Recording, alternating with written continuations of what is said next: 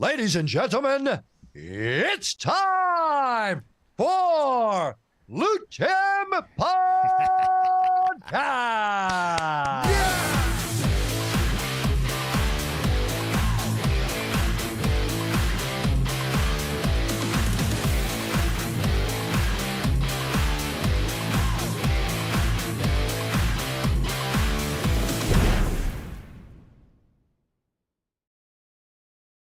David Loiseau! Et Pat Côté pour l'ultime podcast, l'épisode 13. Salut mon Dave. 13?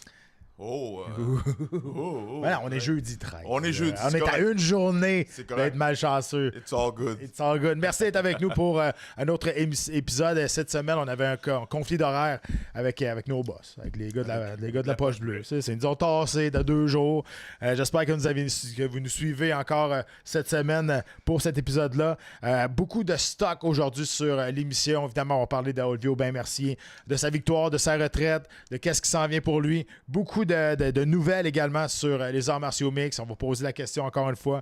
On a un invité quand même assez spécial. Pour vrai, on vous en avait parlé au début de la saison qu'on allait aller un peu à gauche, à droite, dans le champ à gauche.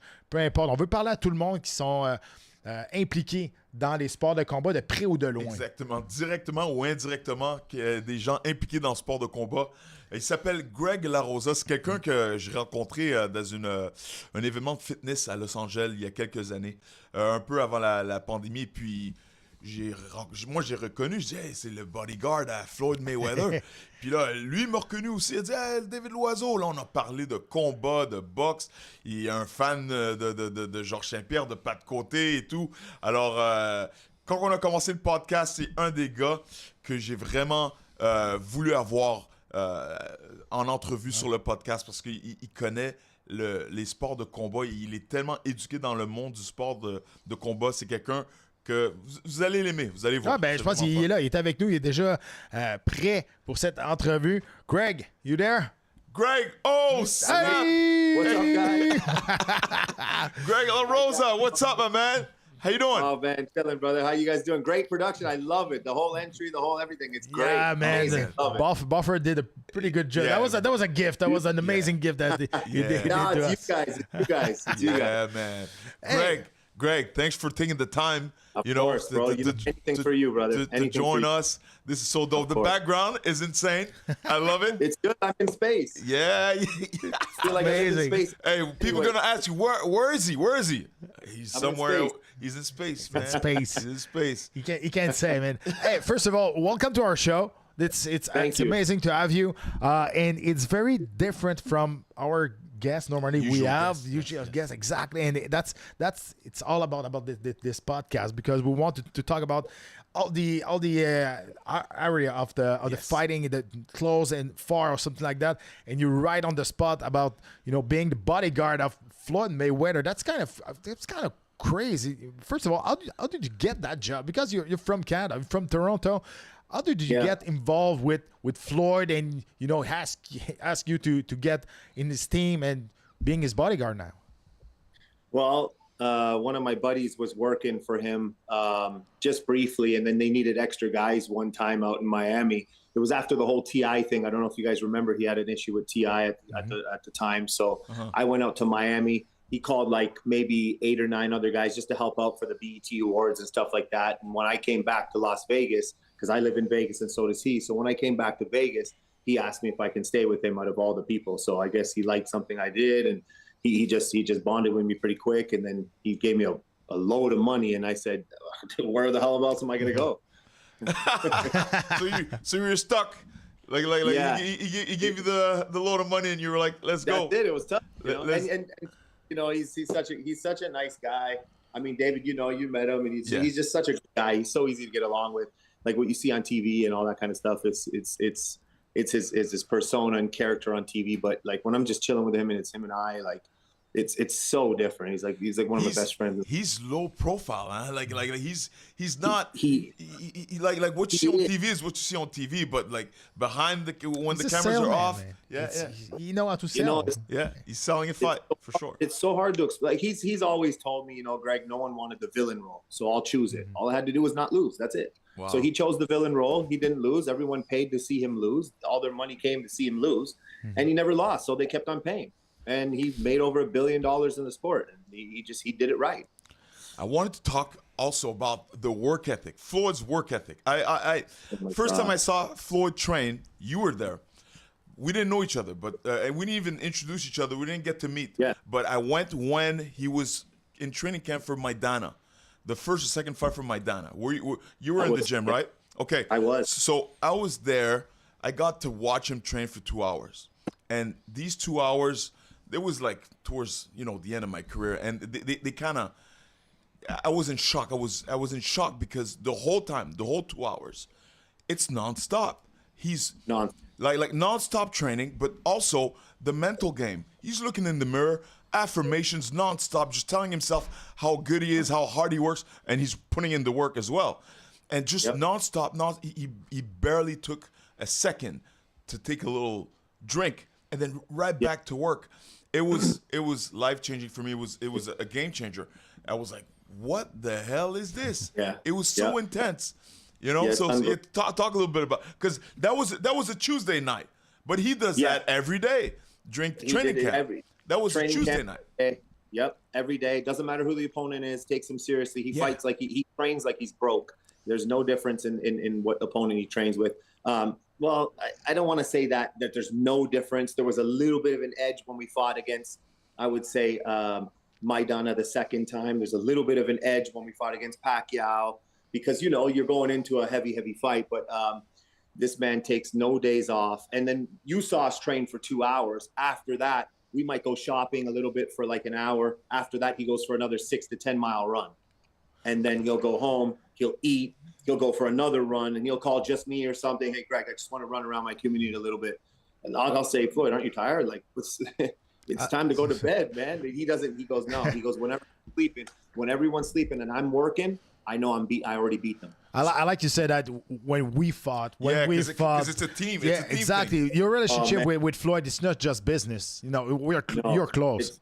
It's not even business at all anymore. Like, it's so much different. Like, when he walks in the ring, I'm nervous, and I always tell him, like, when he's walking out there, I'm like, Floyd, are you nervous? And he says, no. He goes, I've been here so many times, I'm not. I said, come on, champ, don't lie to me. He goes, are you nervous? And I say, are you nervous at all? And he said, no. I said, then why the hell am I nervous?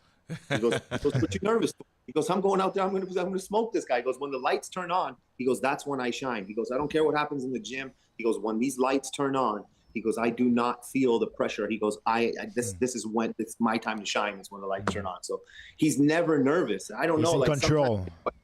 It's crazy, because when you walk out, like, you guys know, you've walked out to these arenas. I've never been in the ring where I'm actually fighting, but I've walked out, and just the energy of the crowd is like, it makes me like nervous. Like, I'm not a fighter like you guys at that level at all. But just walking out next to him, it's just a nerve-wracking feeling that the crowd's either against you or they're for you. It's that energy. It's like, holy shit, you have to perform. You got no choice. You have nothing to hide behind. There's no refuge to this feeling. It's, you have to go out and perform. Performing at that level, it's crazy, man. Like the arenas, the crowd, because a lot of people don't understand that someone like Floyd doesn't only have to prepare, train hard, and fight.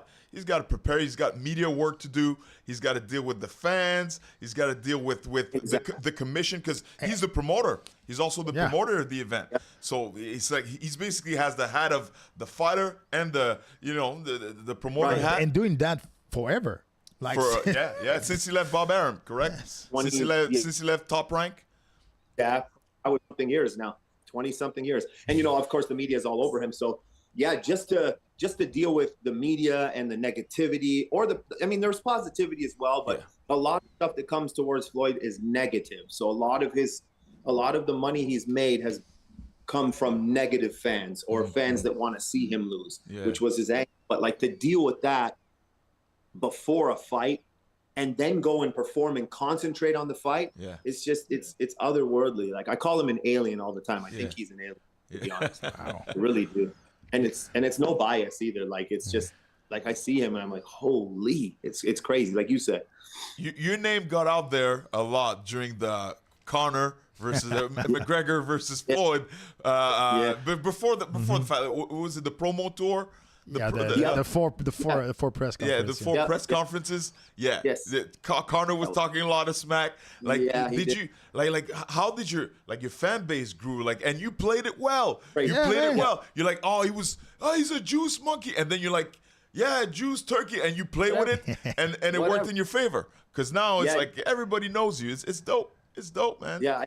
Honestly, I felt blessed when it was happening. I kept on telling myself, I said, there's one person in the entire world who has the best seat in the house to the largest fight that's ever taken place, and that was me. I had the best seat in the house, so I can't there's no way I'm going to have any animosity towards Connor. He's a genius marketer. I was like, he got in my face and he told me, he said, you're a juice monkey. He told me I'm on juice. And I said, no, never. I said, we can go backstage right now and take a USADA test, me and you both. And I said, I'll bet you $100,000 right now. And then as soon as I said that, he walked away. I wasn't scared of him. I wasn't it didn't bother me whatsoever. I was just in the moment having a great time. And it's like, people are like, they got on me after because Floyd was the villain in the fight saying, you're this, you'll get your ass kicked. And then it wasn't even about that for me. It was just about being in the moment. And I'm basically like, two people are at a house. You're watching a football game or a hockey game. I can speak hockey because we're Canadian. So we're watching a hockey game. One person's a Toronto Maple Leaf fan and the other person's a Montreal Canadian fan, which I am, by the way. And another person's a Montreal Canadian fan. And they're just cheering for the team. They could be best friends. And they tell their buddy to go screw themselves. That's exactly how I felt in the moment. I'm just on my friend's side. And I was acting out like that way. I had no animosity towards him at all. I mean, he had his whole... Yeah, but let's talk about that fight. Okay, I personally think that he went 8th round because Floyd wanted, to make 8 rounds. You were surprised about, Conor performance, about how he was in the ring and, trying to, exchange with Floyd. But at the end of the day, it's Floyd Mayweather. Floyd. I mean, in mind, I was like, he's there to sell the fight during the fight too. Yeah. And this is my mind. I don't know the truth about that, but I'm interested about your point on that. Well, that's why I'm here. I'll tell you the truth about it. So, yeah, before the fight, Floyd's, like you said, Floyd's an entertainer. He's going to carry him a little bit. He's not going to get him out there the first or second round. And plus, Connor's a bigger guy. He's long. He's hard to get in on. So you want to, and he's used to fighting 25-minute rounds. Yeah. So if Floyd takes him to the 8th or 9th, he hasn't been in those waters. So you take him, and Floyd, if you watch it, he pressured him. He just had his hands up and pressured him. So there was no risk whatsoever with Connor's punches. They weren't hard because he doesn't know how to sit on his punches like a boxer, per se. So none of those punches were really hard. Floyd never felt anything. Just basically waited for him to gas out and then just pour it on. Smart thing.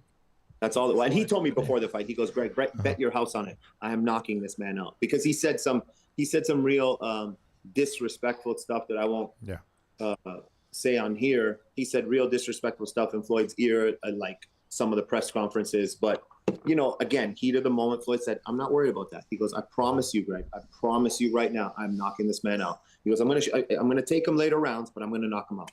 That's what he told me.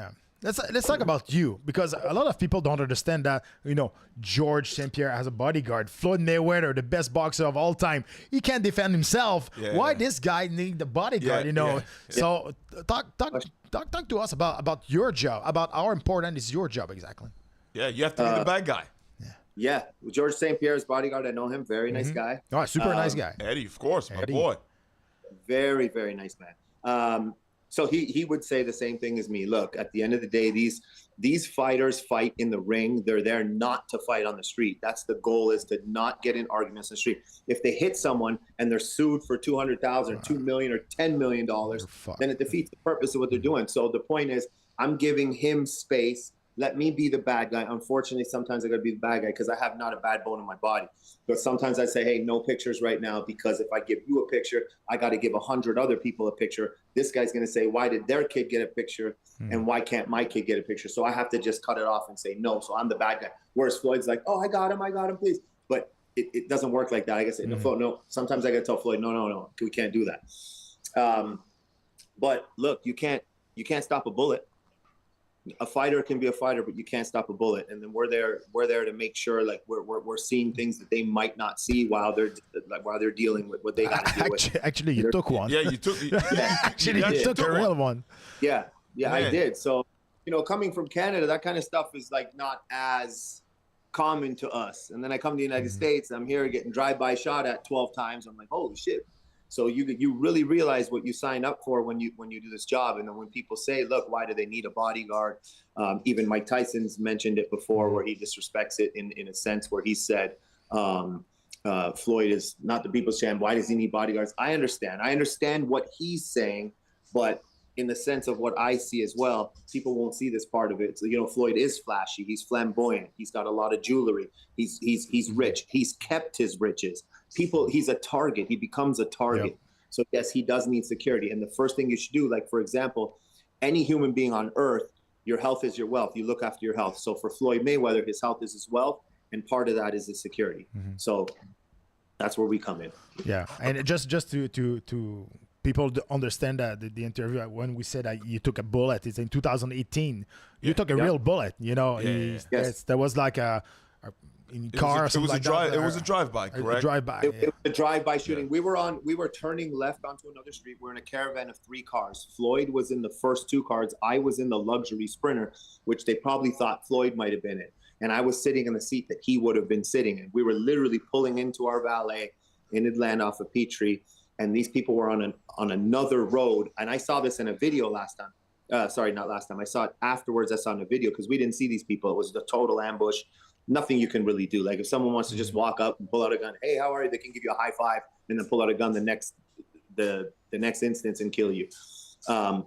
These people were on another street while we were on like going south, and they were going, I'm not exactly sure what direction, but they were going this way and we're on this street, and they were shooting from that side. So by the time I looked at the video, I'm like, holy shit, these guys were shooting from another street and just emptied their whole magazine into the side of the truck. We got hit 6 times. They shot 12 times, and then 1 went into my leg. But I didn't even know I got shot. I thought it maybe was some debris or something, because it didn't hurt, to be honest, because I guess maybe the heat of the moment didn't hurt. And then but you never said to yourself that, man, I didn't sign for that. Yeah. Or something like that. It's so weird, guys. I think I've only said this on one interview before, that when I did get shot, it was a sense of peace and calm that came over me. I don't know why. I have no idea why. I guess maybe, I don't know if it's a fight or flight thing. Some people have thrown out like the thing of it's your adrenaline, but I had no adrenaline. I was never calmer in my whole life. It's like you see people on the side of the road, like you see like shows of people on heroin or something. I swear I felt like that person. I was at peace. It was like, wow. I was okay, but I knew it's like I knew I was going to be okay. I'm like, God, and I told everyone in the car, I said, guys, relax. It's okay. We can't see who the person is. Just get me to the hospital, because like my leg was bleeding a lot, and then I had a hole in it, and they put the tourniquet, not a tourniquet, they ripped the shirt off, and then they tied it around my leg so that I wouldn't bleed out. I didn't know if it hit an artery at that point or not. So they had me lay down, put my leg up, and they were squeezing my leg. And I made a joke, and I just said, guys, the tourniquet hurts more than the bullet. I said, take the shit off. They said, no, leave it on. No. And they're like tightening. And I'm like, God damn. But it hurt. And then that part hurt, but the bullet didn't. I got to the hospital. I actually tried to run myself in. And I kind of dropped a little bit, not on the ground, but I dropped a little bit. And my boys grabbed me. They said, what the hell are you doing? They picked me up. I don't know if you know Badu. He's our big Senegalese. Badu, yeah. So Badu actually picked me up. He's 6'8", 300 pounds, just absolutely ripped. So I was laughing at him when he was carrying me. I said, Badu, you're breathing heavy. I said, you're gassing out. He said, shut up, man. We're trying to get you in this hospital.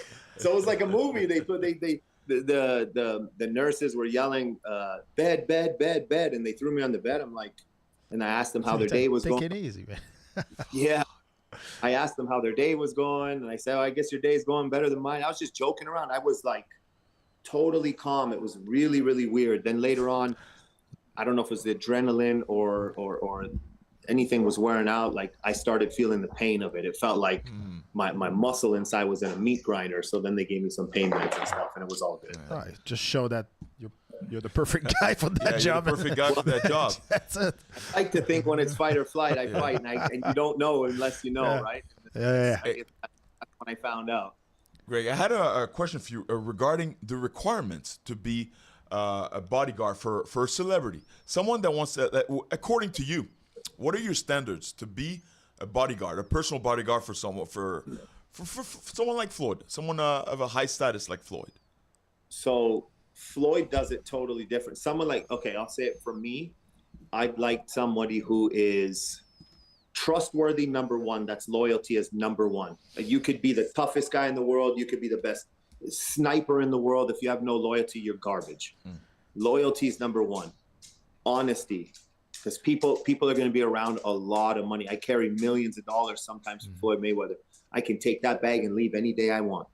But you need loyalty. People change when they see money. Yeah. So for myself, it's loyalty first. And are you going to stand up for your teammates? Are you going to stand up? Are you going to be there when like the heat rises? It's all glitz and glamour when you sign up. It's like, oh, I get to go on first class flights, private jets. I get I've been to Maldives, Bora Bora. My suite was $7,000 a night. Floyd paid for my suite, so I can be on the water and I can look at the the sharks or whatever. What do they call the stingrays that were swimming underneath my my hut? But all that is just this is the life. Yeah, absolutely. So I'm well, you have to take a bullet. Yeah, that's the thing, man. Right. I forgot about that. Come on, bro. Right. Shoot.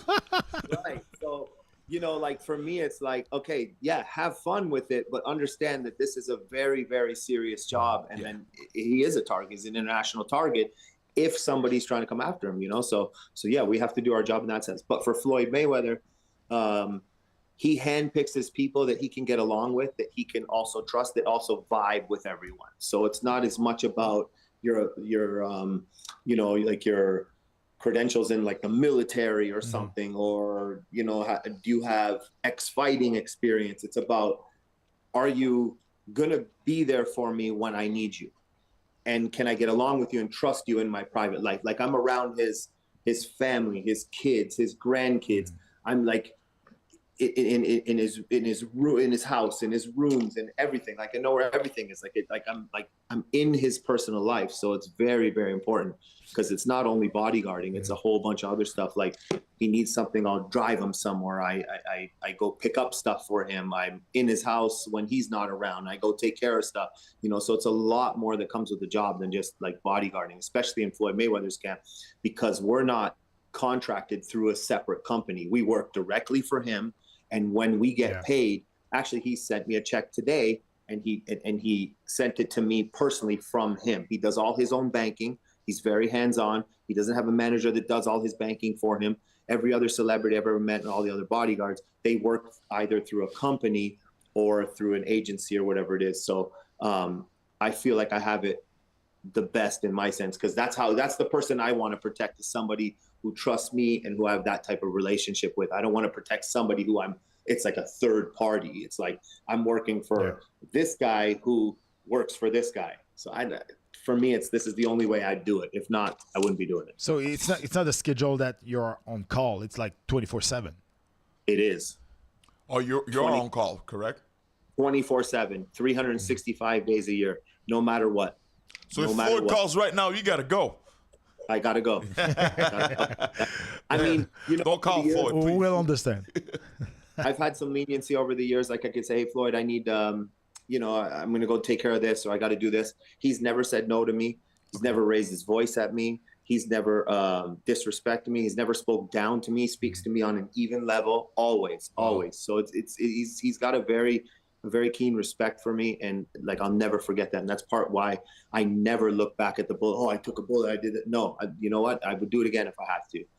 Not to say stand in front of a bullet, but I'm saying like if I'm going to protect him and I'm going to be there. I'm not going to be running away. I'll be right next to him and protect him with everything I got. So I got two good questions for you.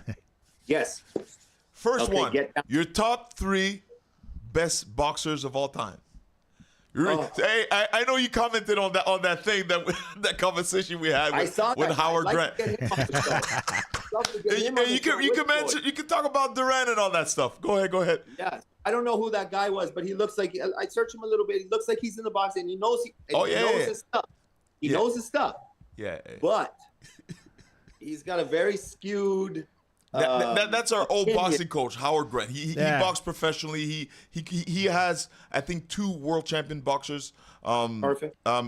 We trained with him boxing for 15 years. He's an old school, great guy. Old school. He loves old school guys. Jamaican style. Yeah. He's our boy. But I understand where you're coming from. Go ahead. Let's go over what he said. Yeah. He said Duran, for example, would kick the shit out of Floyd at 135 pounds. Floyd's best division was 135. So now you're in his world. That's number one.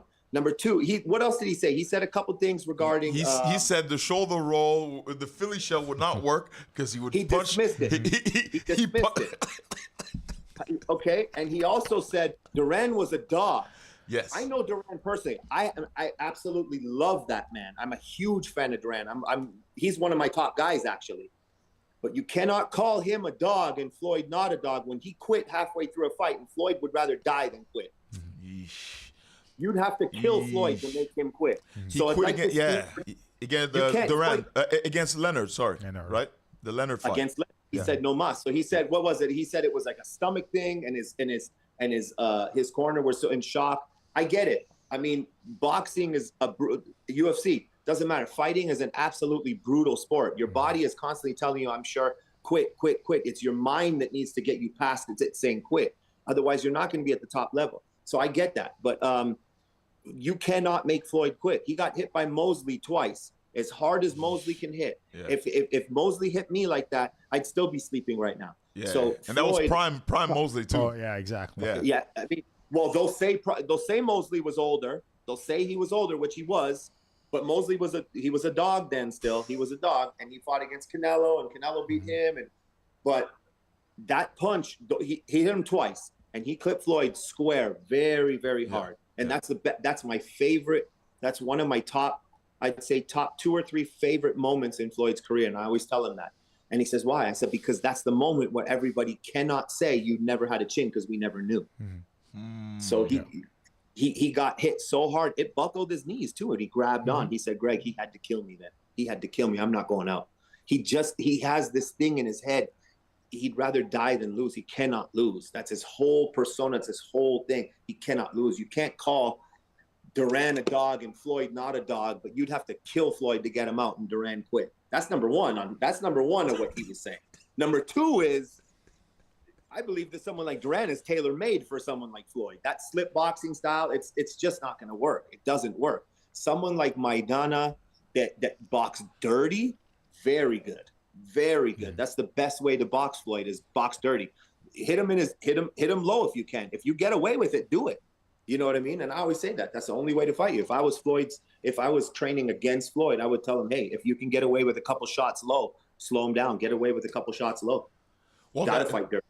That's what Duran would have done. That's what Howard was saying. He was saying that Duran would have done something like that. 135. 135, Floyd would have just absolutely annihilated him at 135. Floyd was, now you're talking about a Floyd who was big enough to be in that division. Floyd was never really a 147 or 154 guy. He fought those guys because they asked for the fight. So Canelo, like they're always saying, Canelo's too young. Canelo wanted to fight. He fought him at a catchweight. I literally talked to Floyd. He said, Greg, they asked for that catchweight. They asked for 152, and I said, okay.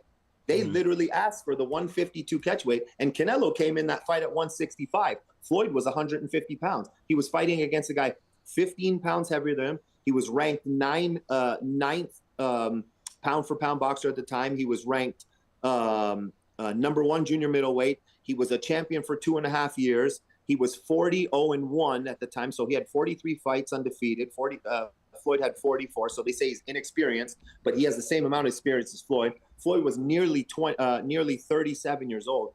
You guys know, at 37 years old, your body's not the same as it was when you were younger. Yeah. But Floyd, they got this thing about Floyd that he's never out of his prime. He's always in his prime.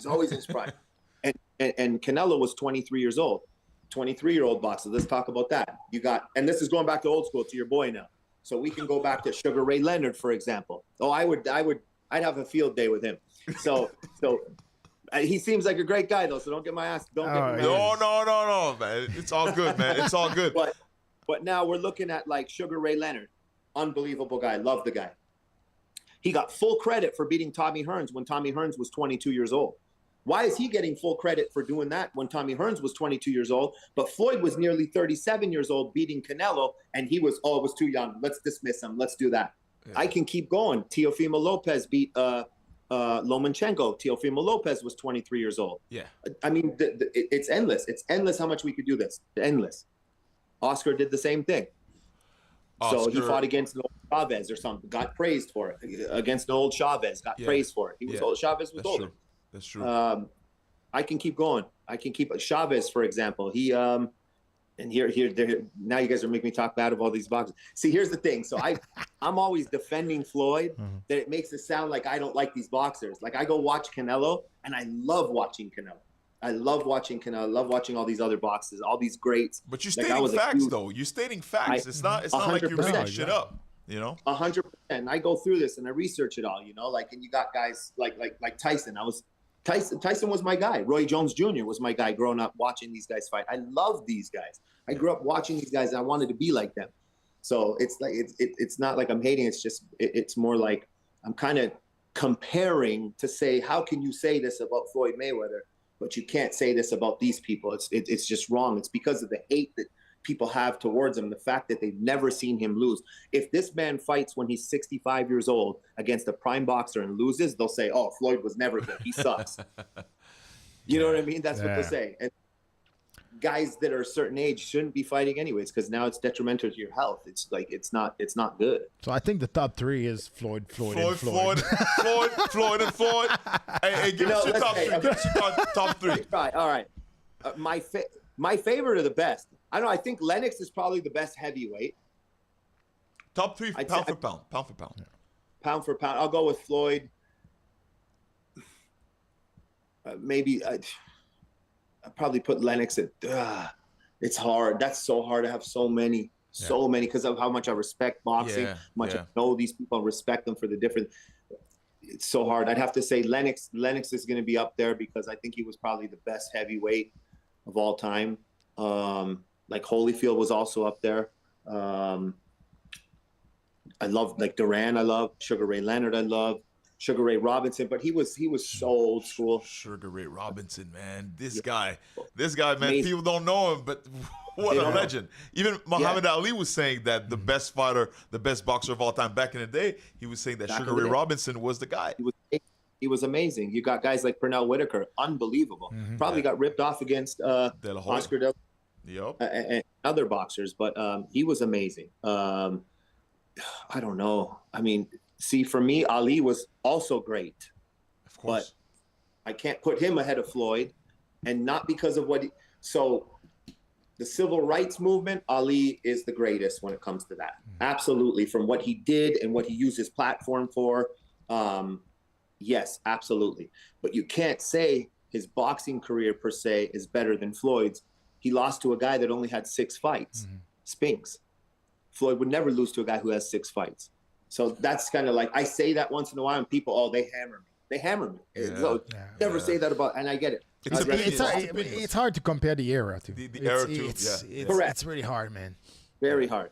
Yeah. Very just hard. Look at, Fury just lost to a guy that had 0 fights, actually. Right? Man. Don't start. Let's go. I can't argue Greg. with you. I cannot argue with you. See, I'm going to speak facts, and I'm also going to speak it on both sides. He might have lost that fight. He might have lost that fight. It would put it this way. It was too close of a fight in order to say that he won, because he should have just wiped him off the map. Like, it shouldn't even have been close at all. Ngannou looked like he was welcome in that ring. He was very well. He looked like a seasoned boxer. Yes. He looked very good. I think with a year of training, Ngannou makes a splash in the heavyweight division. And if anyone's going to make a splash from UFC into in general, I think Ngannou hurt boxing. He heard the sport of boxing. He heard the sport. What do you think? Yeah, I think boxing probably. I don't know if I'll get in trouble for it. They probably took an L that night. They probably took a loss that night. Boxing in general. Yeah. Yes, I agree. It's okay because we've been taking L's for a while now. MMA versus boxing, we've been taking L's. So sometimes once in a while, you guys got to take some too. Yeah, but you guys are taking the leap of faith for coming out into the boxing world. You know, like it's a whole. See, I've trained some jujitsu and I've done karate back in the day. Boxing is I've never trained boxing, but I'm around it like crazy. It's just so different. People understand how different it is. The way they sit on their punches, the way they move, just the way their arm, like it's so different. Like Conor can knock someone out like a short punch. You can't do that in boxing. No, it's two different sports. Two different sports. Yeah, we always say that. It's two different sports. Yeah, 100%. But we've had gloves. Some people have success coming from boxing, like Clarissa Shields, for example. She went from boxing into MMA, and she did well. She got a couple wins, right? I think. But yeah, it's a little bit harder of a transition, I believe, to go from boxing to MMA because now you have zero training towards wrestling or any kind of grappling arts, whereas you guys coming from MMA do have even, let's just say it's even 50% against somebody who's at 100%. So at least you got 50% instead of 100% against 0%. Yeah. So they're interesting fights, especially if a UFC guy or an MMA guy is a stand-up guy versus a boxer at the time. So they're pretty interesting. It's interesting to see. But that's the same thing that like Wilder want to come in MMA and fight Ngannou. Ngannou, yeah. Deontay Wilder wants to fight Ngannou in the PFL in MMA, and that is that's dangerous for his health. That's a dangerous thing. It's very dangerous. He's got balls, and he's gonna sell. It's gonna sell. So these guys would a ton of money if they do that. Yeah. It's definitely dangerous. Ngannou's more of a stand-up striker. I think he stands up with them, maybe throws a few kicks, and then makes it interesting instead of just takes him down and just wrestles him the whole time. But the first leg kick he was received, man, with his tiny leg. Exactly. Can you confirm? I heard Deontay Wilder walks around 215, 220. I heard he's not that big of a heavyweight. Yeah, he's not really that big. He's tall. His stature is very big. Yeah, he walks around 220. Yeah, probably 220 probably. Yep. Because Ngannou's 265, solid. Yeah, that's a big boy. Yeah, I don't know if I want to take a leg kick from that. My that God. would hurt. That would be bad. I have another question. Your top three MMA.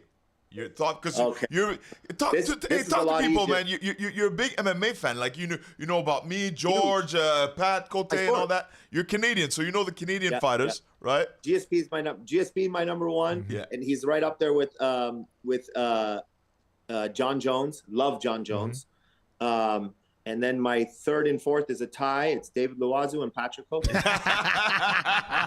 We'll take that. My man, Greg. Hey, Greg, man. Thank you so much for taking the time. Thank you, man. Of course. Thank you so much. And do you still have time to play music? Play music? Yeah. You're not playing saxophone or something like that when you were younger? Yeah. I played saxophone for 10 years throughout high school and stuff like that. I actually just recently rented a saxophone and got back into it a little bit. So yeah, that's my good, little talent a little bit. But yeah, I enjoy that. And I just don't have enough time to do it. I'd love to get back into I actually got mats sent to my house. I was going to start doing jiu-jitsu again at the house. Nice. I'm friends with oh my God, he's gonna get Mark Cerrone. Unbelievable guy. Mark's my boy, Hansel Gracie black belt, man. That's my guy. Talk to him all the time. Mark is the man. He's so technical. Nice, man, he's such a nice guy. He sent masks to me. He said, "Greg, we're gonna come there. We'll roll around with you." I'm like, "Are you guys coming to beat me up or help me out?" He said, "No." And I met Hansel Gracie, and just the humbleness is it's so like it opens up your whole mind. He's so.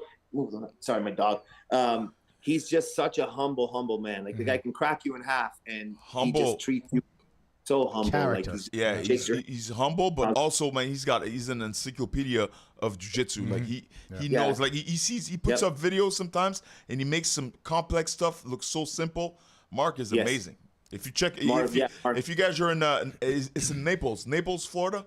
That's Yeah, his he school? just opened one. Yeah. Go check him out. He's the man. Yeah, for sure. Like I would definitely love to train under him because he's Yeah. just his personality too. He's not chill. like he always promotes it as, you know, come here, train hard. You know, we're a family. We're not here to like make fun of anyone, beat anyone up. It doesn't matter what caliber, what size you are. Just come in and you know, train with. I mean, it's a very welcoming feel. He's just a good person. Yeah, he used to come to Montreal a lot for GSP's Oh, he did? camps. Yeah, that's what he told me. Yeah. We used to train together, man. He's a great guy. Awesome, great man. guy.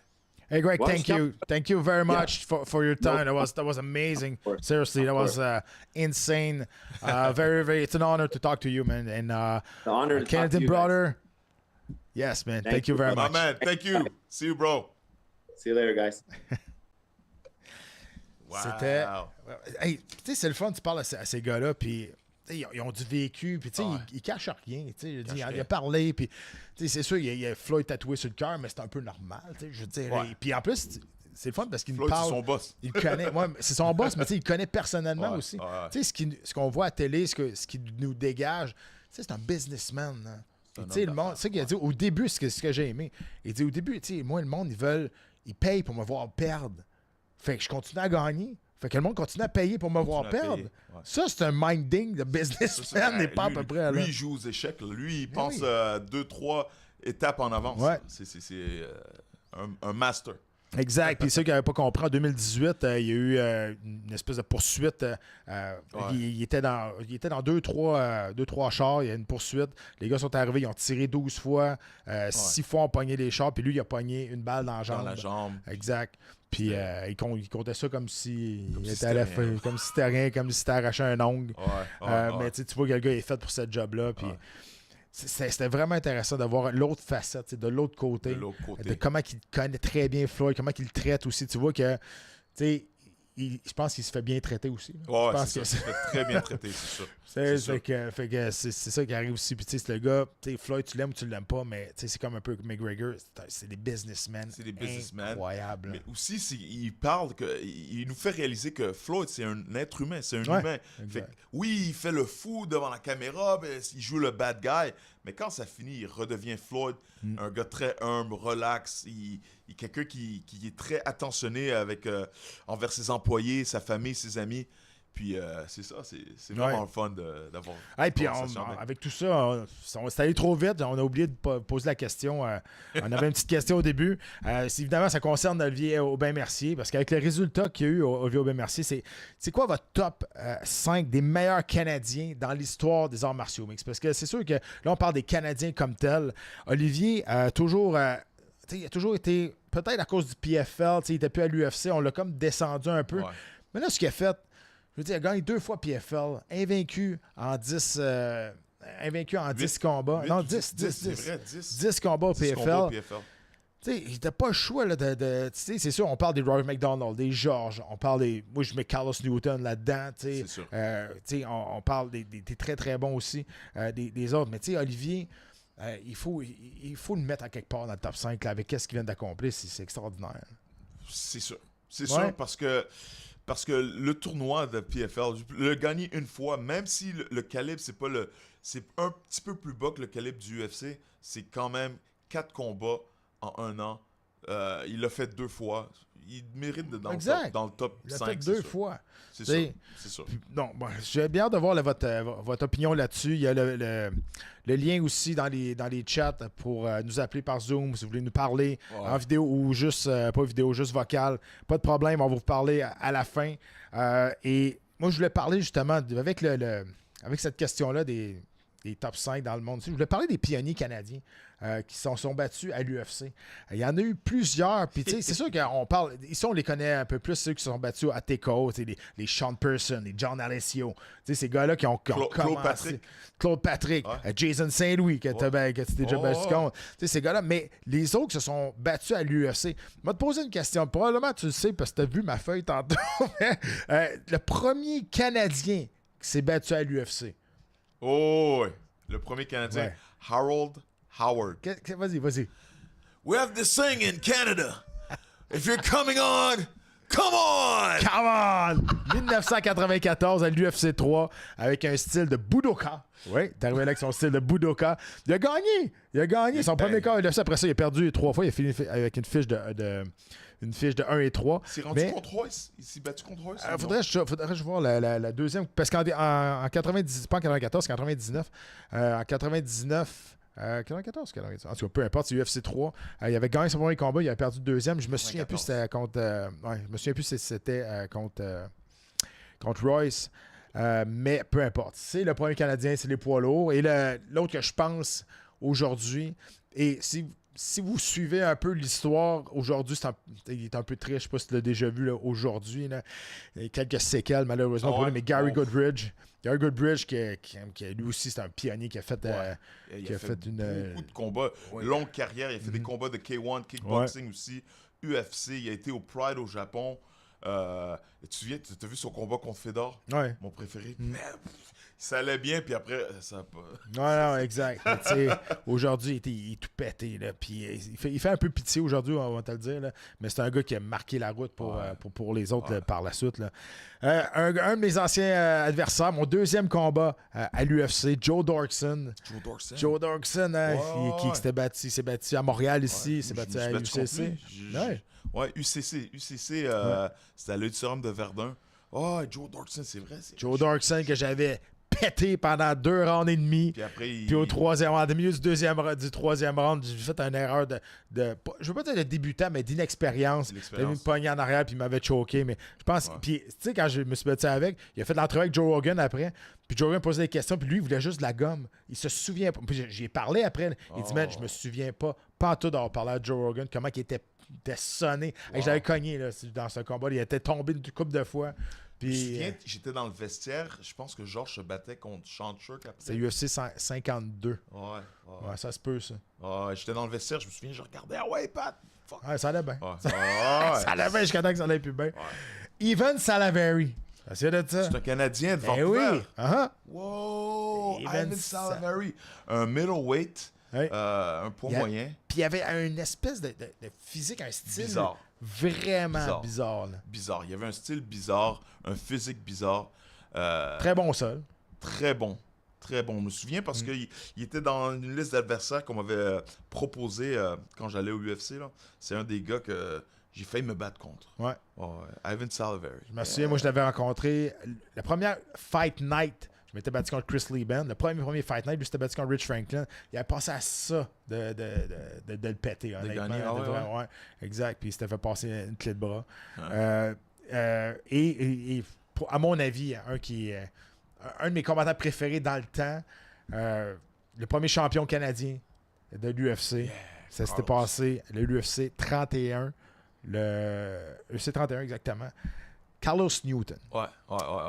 Carlos Newton, je trouve que ça a été le premier combattant vraiment complet. Un des premiers complets. Comme tel, avec une shape de feu, on va se le dire. Mais il était bon debout, il était explosif, il était bon au sol, il avait une bonne lutte. Tu sais, il n'était pas unidimensionnel. Il a battu pour la ceinture, c'était Pat Miletich, c'est ça? Ouais, exact. Il a battu Pat Miletich. Ça fait longtemps, ça. Ouais, puis il a perdu son titre contre Matthews, mais dans un slam, et Hughes aussi était slammé. Là. Ouais, les deux étaient out. C'est vrai, c'était comme un double knockout. Oui, il l'a pris en triangle. Hughes, avec toute sa force naturelle, l'a levé dans les airs. Puis il l'a slammé à terre. Puis c'est comme la powerbomb de Ricardo Arona. Sauf quand il slammé à terre, Hughes il s'est sonné en même temps. Puis parce que c'était lui qui était sur le dessus, l'arbitre a dit non, c'est toi qui as gagné. Il a regardé son coin. OK, là, il est parti. Il ne savait pas. Mais c'est parce que lui, il était sur le dessus. C'est pour ça qu'ils ont donné Wow. Je savais pas que c'est la raison pour laquelle. Ouais. Wow. Puis Newton s'est battu aussi dans le Pride. Il a fait des bons combats dans le Pride. Il s'est battu contre Anderson Silva. Le fameux Flying Knee que Silva l'avait sonné. Timing parfait. Fait que ces Canadiens-là. Puis moi, ça me tentait de parler d'eux autres parce que justement, qu'est-ce que Olivier a fait, moi, en fin de semaine, je trouve que c'est quelque chose de légendaire. Les jeunes aussi, les jeunes, ils ont notre âge, mais Marc-Dominique et compagnie. Ouais, non, mais c'est ça, mais ils sont plus connus, ça, je te disais. Si je voulais parler vraiment des premiers pionniers, pas sûr qu'à moins que tu sois vraiment connaisseur là, avec tes combattants canadiens, là, des Evan Salaverry puis des Harold Howard, là, pas sûr qu'il y en a qui connaissent beaucoup ça ici. Là. Mais tant mieux si vous les connaissez, mais je veux dire, ces gars-là étaient là quand on a commencé, puis on les regardait, puis tu sais, on était là, voyons, c'est des Canadiens, c'est incroyable qu'ils soient là, parce que c'était tellement américanisé, c'était juste des Américains qui étaient là, puis quelques Brésiliens. Tu te souviens les coups de coude de Gary Goodridge? Goodridge. Il était venu avec un kimono noir. Ouais, puis il avait pogné en crucifix. Paf, paf. Ouais, ça fait encore partie des meilleurs highlights là, quand ils présentent des combats. Fait que, si vous voulez échanger avec nous, encore une fois, il y en a qui me disent Dominique Gamelin, Dennis Kang, évidemment. Dennis Kang qui était très, très solide. Il a eu de la difficulté à performer à l'UFC. Je pense qu'il y a eu des performances inégales, mais je pense qu'il était meilleur que qu'est-ce qu'il nous montrait surtout à l'UFC dans l'octogone. Parce qu'au Japon, là, il y a eu une grande carrière là-bas. Là. Quand même, en Asie, il y a une grande carrière. Japon, Corée, il y a eu des gros combats Corée, là-bas. En Asie, c'est ça. Là. Ouais, il y a des gros combats là-bas. Ouais. Est-ce qu'il a gagné le tournoi des poids moyens au Pride? En tout cas, c'était un des finalistes. Là. C'est un gros tournoi, poids moyen, 185 livres au Japon, et puis il s'est rendu loin là-dedans. Ouais, puis à l'UFC, ça n'a jamais décollé comme on s'attendait. Il est arrivé évidemment avec un gros bagage. Là. Des fois, c'est le timing. Des fois, c'est la coupe de poids. Tu sais, qu'il y avait 5 à 10 livres coupés de moins au Japon. Il y a plein de détails. Des fois, c'est le timing. Des fois, c'est l'adversaire. Tu sais, tes premiers combats au UFC, tu n'as pas eu les adversaires parfaits pour toi. Tu sais, des fois, le matchmaking n'est pas bon. C'est des gars qui ont 6 par 7 pour te battre. C'est une question de détail. Tu sais, comme Joe Darkson, c'était mon premier combat à 185 livres. Je l'ai pété pendant 12 minutes. Là, pendant 2 rounds et demi. Puis là, il m'a pogné. Contre Chris Lieben, si le combat avait eu lieu à Montréal, je pense que j'aurais gagné. Mais ça s'est terminé par décision partagée. Fait que là, t'es à ça des fois. Mais c'est ça, c'est la beauté du sport. Le sport. C'est de même, ça marche. Les arts martiaux mix. On va revenir, on va reparler avec d'Olivier tantôt dans l'actualité, mais pour l'instant, on présente le clip technique de la semaine. Les fameux coups de coude de mon chum David dans la garde. Quand on est dans la garde de notre adversaire en MMA, la manière qu'on frappe, c'est très méthodique. On peut pas juste se permettre de lancer des coups à l'aveuglette. Il faut être très stratégique, surtout à un haut niveau. Okay? Alors, je suis dans la garde de Patrick. Je dois contrôler ses biceps. Okay? Je reste à l'intérieur. Il faut toujours avoir le inside control. Là, en ce moment, c'est lui qui a le contrôle de l'intérieur. Alors, c'est lui qui neutralise mes attaques. Alors, important. Alors, s'il neutralise un de mes bras, je veux reprendre l'intérieur et regarder maintenant les coudes. Je tourne mes jointures vers moi, vers ma poitrine, et le coude descend vers le visage. Le coude, quand j'ai lancé dans mes combats, moi, dès que ça touchait la tête, c'était bien. Ça peut couper la joue, le nez, ça peut casser le nez, ça peut couper le front ou le menton. Tu peux gagner par KO avec un coude sur le menton. Alors, souvent, ce que je faisais, c'est que je contrôlais les biceps. Je me battais pour avoir le contrôle de l'intérieur. Une fois, 2 fois, vas-y encore, 2 fois, ok. Et il pense que je veux juste contrôler l'intérieur, mais pendant qu'on se bat pour avoir le contrôle de l'intérieur, je glisse un coup de coude. Ok. Alors une dernière fois, je dis à l'intérieur, je contrôle. Boum! Coup de coude de la garde fermée. Très violent. Très violent. Et à ne pas essayer à la maison. Do not try this at home. Do not try this at home. Non, il est très violent. Très violent. C'est parfait. Hey, merci, Dave. On est rendu au segment Paris de la semaine, présenté par Sport Interaction. Et je suis content, là. Cette semaine, je suis content de parler de ça. Vous avez le code barre, vous pouvez scanner ce code barre-là, vous allez tomber directement sur le pari. Bonus d'inscription de 100% de votre mise jusqu'à 1000$ avec le code LPB. Cette semaine, je vous parle de Clay Goodwin face à Joaquin Silva, mais je veux revenir la semaine dernière, parce que la semaine dernière, j'avais mis la pari, j'avais mis Derek Bronson face à Rick Cooper III. Et c'est à peu près les mêmes cotes. Puis toi, t'étais pas d'accord du tout. T'étais, ben non, voyons donc. Mais il a gagné. Derek Bronson a gagné. Derek Bronson, d'accord. Des fois, je suis pas tout le temps dans le champ. Mais écoute, quand on joue, c'est ça que ça arrive. Mais ça me fait une petite... je suis content d'en parler. Puis c'est la même chose ce soir. C'est la même chose avec Clay Guida. Clay Guida, moi, j'ai de la misère à miser contre des vétérans comme ça, qui ont tout vu passer. Je trouve qu'il est très négligé. Oui, c'est vrai, Joaquin Silva, c'est la nouvelle garde qui arrive, c'est la nouvelle era, la nouvelle époque. Très bon partout. Plus un combattant, je te dirais, de debout, de Muay Thai, très solide debout. Guida, il est dur à toucher, il arrête jamais. Dur à toucher, dur à assommer. Exactement. OK. Fait, Guida... il y avait quelques bons paris cette semaine sur cette carte-là qui va se passer en fin de semaine sur les ondes de RDS2. On revient après 2 semaines de repos. Donc, Clay Guida, moi je vous dis, c'est un bon bet pour ce week-end. On joue encore une fois d'une façon responsable. La semaine passée, j'ai gagné. Ça n'arrive pas tout le temps. Ben, j'ai gagné. J'avais le bon bet. Clay Guida, je vous dis, un vétéran, tu vas pas contre ça. Non, je suis avec toi. Pour cette semaine, c'est Guida, ça vaut la peine. C'est un guerrier, il va toujours à la guerre, il est prêt. Comme tu as dit tout à l'heure, il a tout vu. Il a vu tous les styles. Il n'y a rien qui va le surprendre cette soirée-là. Alors, why not? Why not? Exact. Hey, on revient à parler de Olivier. Écoute, on revient encore sur sa victoire. 10-0 à PFL, invaincu depuis qu'il est arrivé dans l'organisation. Gagne une 2e saison de suite, va chercher un 2e million. Reste champion, défend sa ceinture. Malgré que cette saison, on a mis beaucoup de promotion sur Shane Burgos. On a mis Shane Burgos face à Olivier en partant. En tout cas, Olivier, il le dira pas parce que je pense que c'est bien fait de traiter par PFL. Moi, je trouve qu'on a manqué beaucoup de respect à Olivier du côté de la PFL. Des fois, il était même pas sur le poster, c'est lui qui se battait, c'est lui le champion, puis il y avait juste Shane Burgos un peu partout. Ouais. Olivier a fait des jokes avec ça, il a fait des photoshoots, des Photoshop avec les... Tu sais, il est bon joueur, sauf que ce qu'il a fait, honnêtement, puis là, ils vont dire, c'est au PFL, peut-être que la compétition est moins forte. Puis, il a gagné 2 fois le tournoi. Un des tournois c'est juste eux autres qui ont un tournoi. Là, c'est 10 combats en 2 ans. Non, c'est beaucoup. C'est énorme.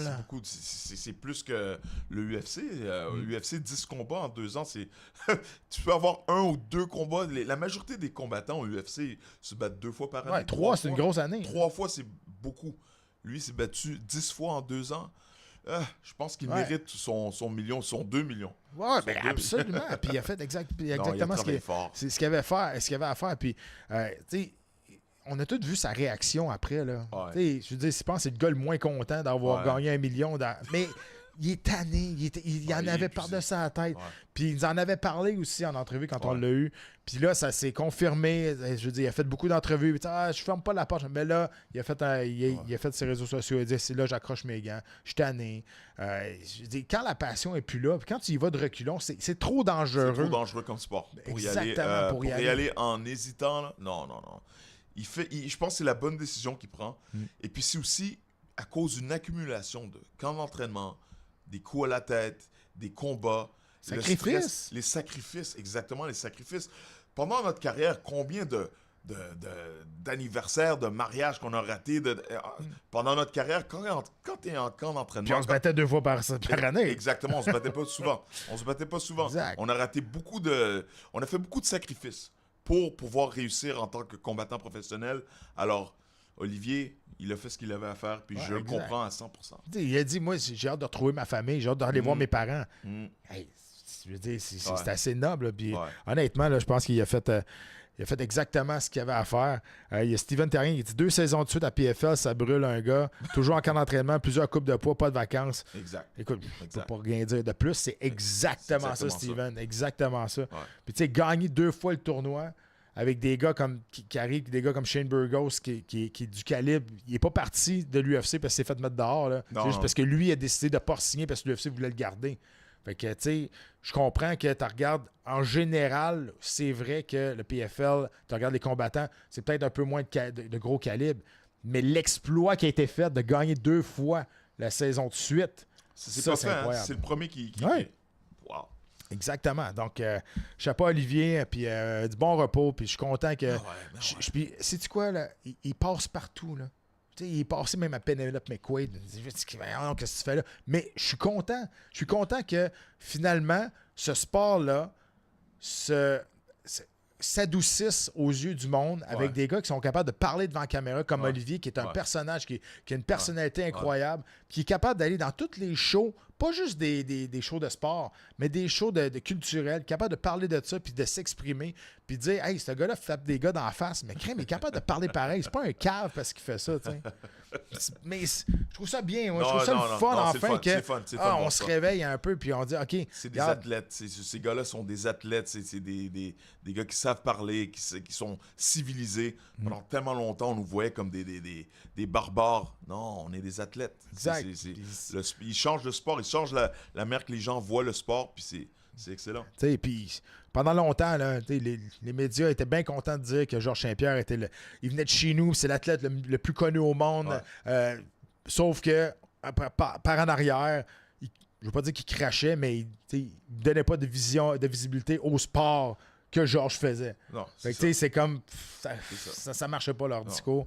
Donc là, je suis super content. C'est pas une question de promouvoir le sport, c'est une question de donner du respect aux athlètes qui font ce sport. C'est ça que j'allais dire, le respect. Il faut respecter le sport, respecter les athlètes. Parce que c'est un sport tellement demandant, tellement difficile. Il faut tellement de sacrifices pour pouvoir réussir dans ce sport-là. Respectez-nous, s'il vous plaît. Joe Lapp, mon chum Joe Lapp, il dit 10-0 en PFL, incroyable, Canadian Gangster. Donc c'est ça, c'est exactement ça. Ça marchait pas Canadian Gangster UFC, ça a marché en au PFL. Tant mieux pour lui. Marc-Olivier Ouimet, il dit: j'ai vu quelqu'un sur Internet classé 8e dans sa catégorie de poids, toute organisation confondue. Vous en pensez quoi? J'ai vu ça moi aussi, c'est Fight Matrix qui fait ça, parce qu'ils ont pris tous les champions de PFL. Puis pour les comparer aux combattants de l'UFC, puis il n'y avait pas un là-dedans des champions qui est pas, d'après Fight Matrix, qui était dans le top 5 mondial de toutes les catégories de poids. Olivier était 8e présentement. Who cares? T'sais, honnêtement, tu veux-tu avoir la renommée d'un combat d'être un combattant de l'UFC ou tu veux être millionnaire à PFL? Millionnaire. Poser la question, c'est quasiment y répondre. PFL, hein? Exactement. Let's go. Je sais pas si vous avez vu aussi sur les réseaux sociaux, Sean Strickland, qui est déjà un peu fêlé dans la tête. Il y a un gars qui s'est sauvé, puis il s'est ramassé dans sa cour. Je sais pas si tu as vu ça passer. J'ai entendu parler, vite fait. Le gars, il s'est pogné avec sa blonde. Après ça, il est arrivé quelque chose dans sa boîte. Puis là, il s'est sauvé, puis il est allé se cacher entre les deux chars de Strickland. Strickland, qui a des caméras, tu le vois sortir par en arrière, il y a un gun dans les mains. Mais de tout le monde, c'est Strickland qui exact! a tombé sur... C'est la pire place que tu vas aller te cacher. Ceux qui est rendu dans la rue, il pointe avec son magnum. Tu sais là, ben, t'aurais pu tomber sur juste la maison à côté. À côté, t'aurais ou tombé avant, sur... t'aurais été safe, man. Là, il est traumatisé à la vie, ce gars-là. Mais si vous voulez rire, là, allez voir ça. Sean Strickland qui pogne un gars. Puis lui, Sean Strickland est sorti. Il dit: moi, je pensais qu'il était en train de voler mon char. Là. Déjà là, tu fais juste dire alors à Strickland, il veut te péter la gueule. Imagine, il pense que tu vas te voler son char. c'est assez comique. Grosse rumeur aussi, on en parlait il y a quelques épisodes. Venom Page qui est en discussion avec l'UFC.